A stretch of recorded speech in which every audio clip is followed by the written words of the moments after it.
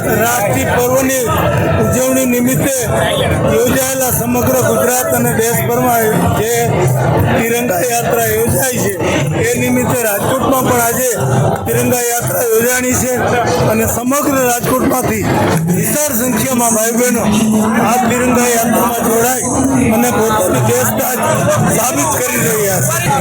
લોકસભા અને રાજ્યસભા ચાલુ હોવાથી કદાચ રામભાઈ આવી શક્યા નહીં હોય, પણ એમાં કોઈ વિશેષ પ્રશ્ન જ નથી। રામભાઈ અમારા સિનિયર આગેવાન છે।